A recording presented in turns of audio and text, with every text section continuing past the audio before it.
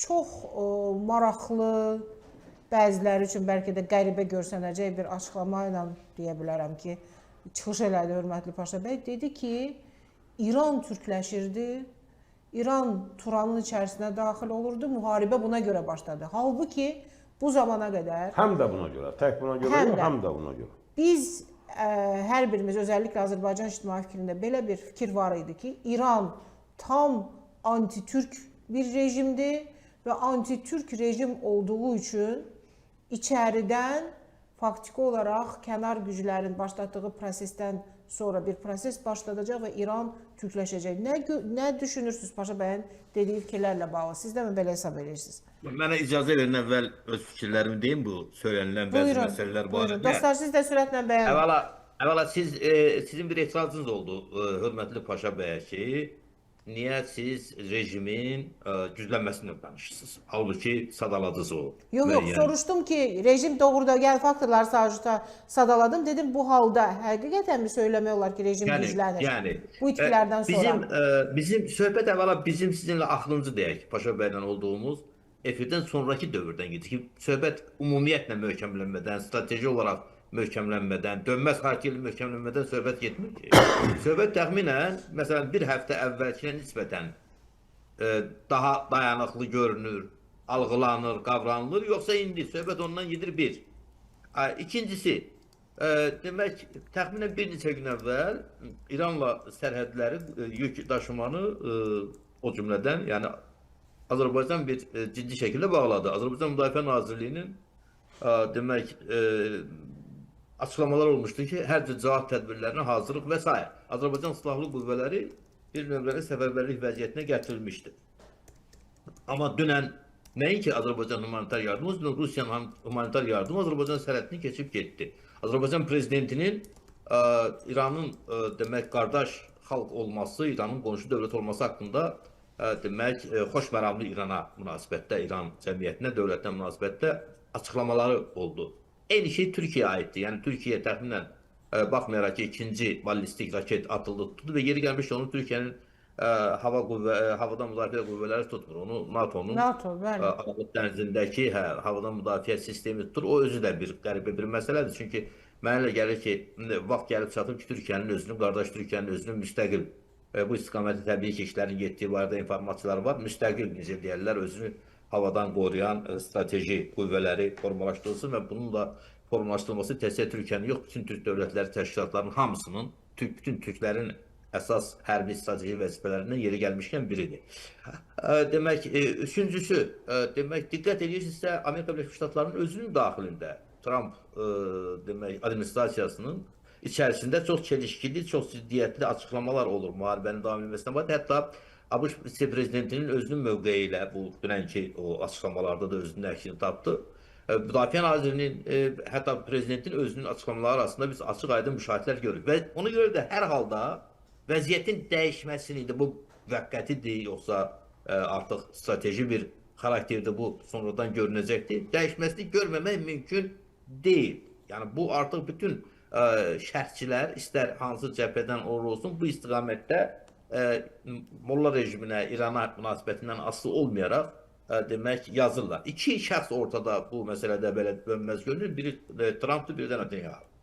Trump'a da münasibət məlum, Netanyahu'ya da münasibət məlum. Mən o baxımdan, yəni bizim hörmətli dinləyicilərimiz də bu dediklərimizi bilsin. Yoxsa mən yenə də o mövqeyimi təkrarən ifadə edirəm ki, mənim fikrimcə bölgənin də, İranın da, Azərbaycanın da təhlükəsizlik, Türkiyənin də təhlükəsizlik maraqlarına uyğun odur ki, İran nəhayət ki, qonşuları üçün xüsusən bir təhdid kimi, təhlükə kimi qavranılan bir gücdən, bir necə deyirlər, bir qara nöqtədən çıxıb normal münasibətlər olan bizim istəyimiz məlumdur. Türkiyə ilə, Azərbaycanla strateji tərəfdaşlıq, hərbi müttəfiqliyə qədər əməkdaşlıq olan bir dövlətə çevrilsin deyirik. Onun içərisində əlbəttə ki, bu İran cəmiyyətinin, İran xalqlarının həll edəcəyi məsələlər var.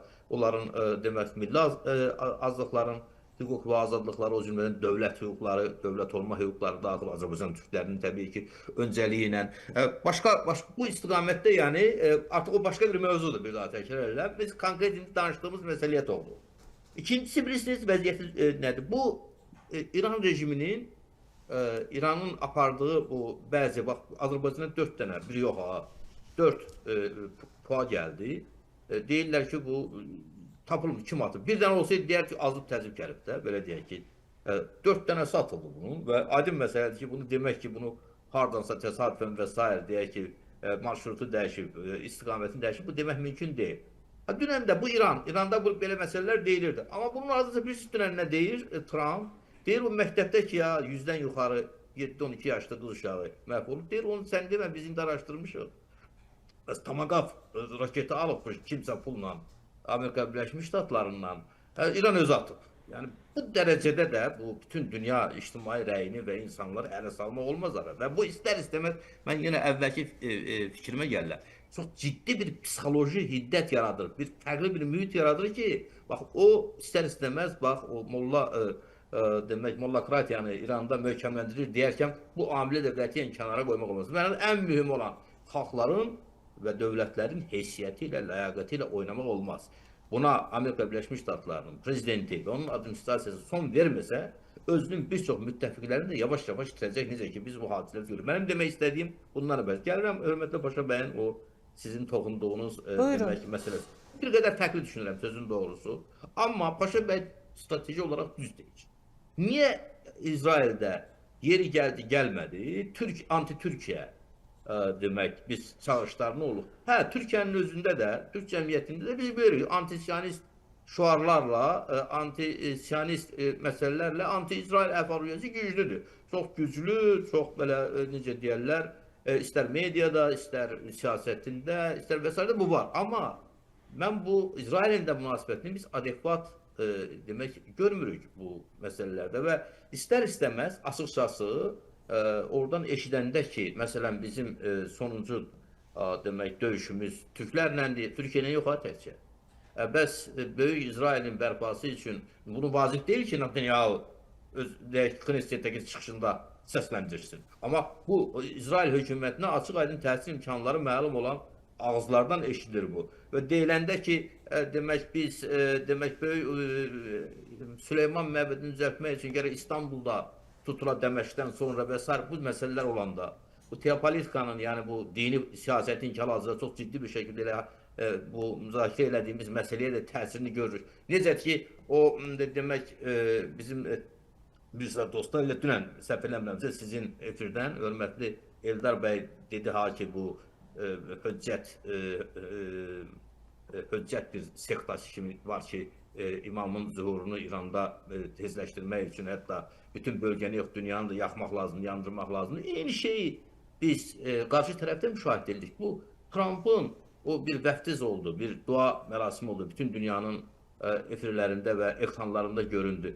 O, yəni ola bilməz axı ki, Amerika Birləşmiş Ştatlarında ya deyək ki, o cəbhədə, o düşərgədə bilməsinlər ki, bu nə qədər insanın dünyada demək fikrinə, onun psixolojisinə, onun o qavrayışlarına təsir elədi bu baş verən hadisələrin gedişi ilə bağlı, sonu ilə bağlı, nəticəsi ilə bağlı. Ona görə də bir daha təkrar edirəm, biz bu yalnız demək aydındır, bu Molla Usul İdarəsinə teokratik rejimə qarşı bizim münasibətimiz məlum. Amma açıqçası mən sizə deyim ki, belə davam edirsə, bu elə Trump'ın və onun komandasının hələlik üzdə görünən, zahirdə görünən forması olan o siyasətini də qarşıyıq biz. Və ona görə də biz bir pisdən daha pisini seçmək məsələsi qarşısında kimi qalmır. Hər ikisini demək rədd edirik. Mən bugün demək Türkiyə prezidentinin çıxışında açıqçası bu notları duydum, gördüm, o cür qavradım. Türkiyə prezidenti ilə Azərbaycan dövlət başçısı arasındakı məlum telefon danışığı oldu elə bu Türkiyə ballistik raket atıldıqdan sonraki müddətdə və orada da bunu demək müşahidə etdik. Hətta bir sıra region dövlətlərinin, o cümlədən bu vaxta qədər Amerika Birləşmiş Ştatlarının əlaltı rolda oynayan dövlətlərdə və cəmiyyətlərdə də bizə etirazları görürük. Deyirlər ki, siz bizi qoruya bilmirdinizsə. Axı Amerika söz vermişdi ki, biz sizi qoruyacağıq. Ona görə orada razılıq verilmişdi ki, bazalar yerləşdirilsin. Ona görə hesab edilən ki, səhv olaraq, yanlış olaraq ki, o bazalardan İrana və ya sabah başqa bir dövlətə demək raketlər atılsın. Elə mi? Yəni bu o limanlardan istifadə eləsin bu 5-ci demək Amerikanın donanmasının gəmiləri ki, bugün bu müharibədə iştirak edir, digərlər də gəlir. Əvəzində nə görürük? Amerika Birləşmiş Ştatlarının 5-ci donanmasına müraciət olundu dünən ki, bəs o tankerlərin bu demək Hörmüz dən keçməsini müşahidə eləyin. Komandanlıq etiraz edir. Dedi ki, yox, biz buna çox təhlükəlidir, gəmilərə hücum ola bilər və s. biz bunun qarantiyasını verə bilmirik. İndi məlum oldu ki, indi bu biz sizinlə birlikdə, hörmətli Paşa bəylə birlikdə Aygün xanım, biz sizə demirdim ki, bəs bu mollalar hayküy salmışlar ki, İsraili belə yandırarıq, Amerikanı belə yerlə yeksan eləyərək. İndi Sehranın səmasında İsrail çift atır təyyarələri, heç bir şey eləyə bilmir. Eyni şeydə bunda Amerika Birləşmiş Ştatları və demək Trump'ın necə deyərlər, komandasının üzərinə gəlməkdədir ki, bəs nə oldu? Bəs bu hayküy, dünyanı bu bəlaya salmaq, oda salmaq, özü də bu belə bir qumara qoymaq olmaz axı dünyanın taleyi. O baxımdan da özü də mən sizə bir şey deyim, mənim fikrimcə. Amerika Birləşmiş Ştatları super gücü olduğuna görə, dünya təhlükəsizlik sisteminə, dünya iqtisadiyyatına təsir daha böyük olduğuna görə ondan tələb də daha böyük olmalı. O baxımdan mənə gəlir ki, vaxtı gəlib çatıb ki, Amerika Birləşmiş Ştatlarının Amerika Birləşmiş Ştatlarda köklü dövlətdir. Paşa bəy düzdür, onu Argentina və Braziliya ilə və Venezuela ilə müqayisədə, amma Amerika Birləşmiş Ştatları dünyada köklü, indiki müasir sivilizasiyaya uyğun dövlətçiliyin əsas qallarından biridir. Əsəbləşəndə hərdən hər şey demək olur da Pənah bəy. Hə, yəni mənə elə gəlir ki, Siyasət və o Amerika Birləşmiş Ştatlarının cəmiyyəti, biz də yeri gəlmişkən mən bunu açıq ifadə edeyim. Bizim özümüz də Azərbaycan vətəndaşlarının içərisində də suallar yarandı. Narahatlıqlar yaranır ki, acaba biz özümüzü strateji olaraq aparıb bağlamışıq bu, mənə elə gəlir ki, Amerika Birləşmiş Ştatlarına, Trump'a yox. Birdən bu Trump'a bağladıq və bunun ardınca da bu Trump indi bu işləri ki görür, bu da bir nümunədir də, bizə bir örnəkdir ki, sabahları biz Azərbaycanın da taleyini bu cür qeyri-stabil, qeyri-ardıcıl, yeri gələndə necə deyərlər, yanında olduğu qüvvələri, dostları atıb qaçan necə deyərlər, belə bir məsələlərə baxa bilmərik ki, mənə gəlir ki, yeri gəlmişkən, bu təsadüfi deyil. Azərbaycan demək, məncə rəhbərliyinin, Azərbaycan siyasi rəhbərliyinin son günlərdə ki, bəzilərinə ziddiyyətli görünən addımlar ki var, bu İranla bağlı bu məsələlərlə əlaqədar ki, onun ardınca Rusiya ilə danışıqlar, Avropa Birliyi ilə bugün Avropa Birliyinin, Avropa Şurasının prezidenti demək Bakıdadır və bugün çox maraqlı bir açıqlaması oldu. Yeri gəlmişkən biz keçən dəfədə, ötən dəfədə danışmışdıq Paşinyanın bu demək Strasbourgdakı çıxışında Avropa Parlamentindəki o artıq Rus sərhəddindən avtomobil yollarından istifadə olunmaqla Naxçıvana, demək Azərbaycandan gediş-gəlişinə təminat verməsi barədə bir açıqlama verdi. Maraqlı bir yeri gəlmişkən açıqlamadır və mənim fikrimcə təşəkkür olundu Azərbaycan rəhbərliyinə və konkret olaraq onun prezidentinə bu son günlərdə davam edən demək Ermənistanın demək təmin olunması ilə bağlı buradan nəqliyyat marşrutlarının açılması ilə əlaqədar bu taxılın göndərilməsi, neftin göndərilməsi və s.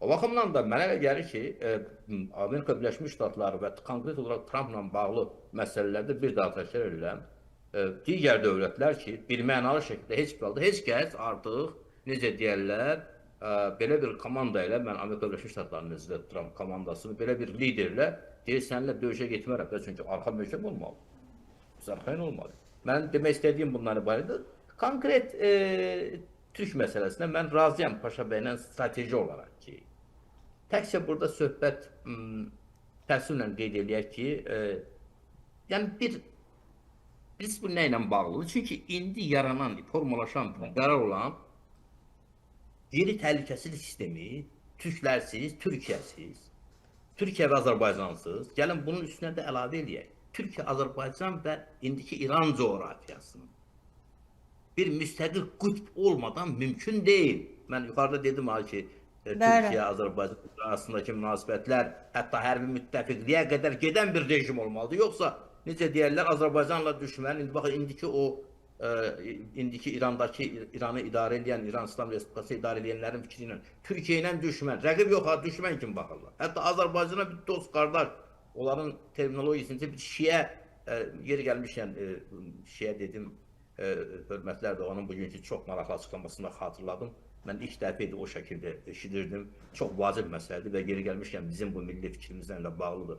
Hörmətlər Doğan dedi ki, sünni şiə yoxdur, İslam var. Çox vacib olan, demək, şuar eli özdə diqqət edir. Bahçeli dedi qrup toplantısında. Hamımız bilirik ki, Türkiyə cəmiyyətinin özündə də bu təəssüflə qeyd edir ki, bu məzhəb necə deyirlər, məsələsi var, mövcuddur. Bunu biz Çünki inkar eləmərik. Pənah bəy, Amma necə Türkiyədə- deməsin cənab Ərdoğan, bu zamana qədər Türkiyə cəmiyyəti, bütün Türkiyə İrana faktiki olaraq yad bir ölkə kimi baxıb, məhz bax bu təriqət faktoru üzərindən. Yəni, İndi çox təbii ki, Ərdoğan ciddi bir- onu yenidən inşa etməyin yollarını aramalıdır. Çox əlbəttə ki. ciddi bir açıqlama. Bu sinli şiəlik yoxdur. O demək deyil ki, məzhəbləri inkar ediyor. Ha? Yox, bu bunlar anlamda bir-birinə- yoxdur. Bunlar bir İslam yox. Birinci İslam demək özünü dərkidir, qəbul olunmasıdır və ikinci bir məsələ, mən bir başqa bir hətta bu da çox ciddi bir məsələ idi. Mən onunla belə vurulamağı vacib sayıram, hörmətli dinləyicilərimizin ki, onun davamı ilə dedi ki, özü birinci adını da birinci Şiə imamına dedi, Həzrət Əli də bizimdir, Həzrət Ömər də bizim. Bu şəkil. Yəni bu məsələ təsadüfən deyil, bugünkü bu şəkildə, bu formada bu açıqlamalar meydana gəlir. Bizim hər birimizin mənə elə gəlir ki, bax üzərində düşünməli olduğumuz İslam dünyasının, region dövlətlərinin, Türkiyə cəmiyyətinin, Azərbaycan cəmiyyətinin və bütövlükdə demək Səlman sivilizasiyasının, belə deyək, İslam sivilizasiyasının insanların birinci növbədə üzərində düşünməli olduğu məsələlərdən biri də budur. Yoxsa bunun necə deyərlər, arxasında yandaş olub öz maraq və mənafelərimizi ciddi bir şəkildə zədələyə bilərik. Mən çox vacib saydım sözün doğrusu, ona görə də bunları xatırlatmağı. Yeri gəlmişkən geniş bir çıxışdır. Mən çox istəyərdim ki, demək o çıxış yəqin ki bizim saytların bəzilərində var idi, amma tam şəkildə müzakirə olsun. Mən çox ciddi sayıram və bugünkü vəziyyətlə bağlıdır. Elə bax, müzakirə etdiyimiz ki, məsələ var, bu Paşa bəy də toxunduğu məsələyə. Çünki diqqətlə baxanda həmin İslam dünyasının da, İslam sivilizasiyasının da taleyi yenə də min illər əvvəl olduğu proseslərdən bir mənalı. yenə də türklərdən asılıdır da. Belə bir vəziyyətə biz yenidən tarix bizi gətirib çıxarıbdır və mən Paşa bəyin narahatlığını, onun o demək istədiyi məsələni həm bölüşürəm, sözün doğrusu, demək o məsələ yoxsa Netanyahu çıxış eləyir. İlk dəfə Azərbaycanlı sözünü eşitdim mən onun dilindən. Amma bilirsiniz, birinci adını farslar, Güneyi nəzərdə tutdu, bəli. sonra Azərbaycanlılar və s. Ondan əvvəl isə ümumiyyətlə demək sadalyan yox idi. O baxımdan da Paşa bəyin dediyi ilə mən sözün doğrusu, əlbəttə ki, təfərrüatlar var orada, müəyyən məsələlərdə danışmaq olar, hətta müəyyən oponentlik də eləmək olar, amma ümumən strateji olaraq İran coğrafiyasını belə deyək. İran coğrafiyasında Türklərin demək öncüllüyü ilə bax yuxarıda dediyimiz yeni geopolitik bir qütbün tərkib hissəsinə çevrilməsi, gəlin mən belə deyim. Paşa bəy onu türkləşməkdir kimi dedi. Mən bir çox hallarda İranın coğrafiyasının Azərbaycanlaşması kimi demək ifadə edirəm. Amma o yeni geopolitik müstəqil təhlükəsizlik sistemin yeni təhlükəsizlik gücü və həm də yeni geopolitik qütb kimi formalaşmasının qarşısını alması üçün həm də bu addımlar atılır. Mən razıyam o baxımdan Paşa bəyin dediyi.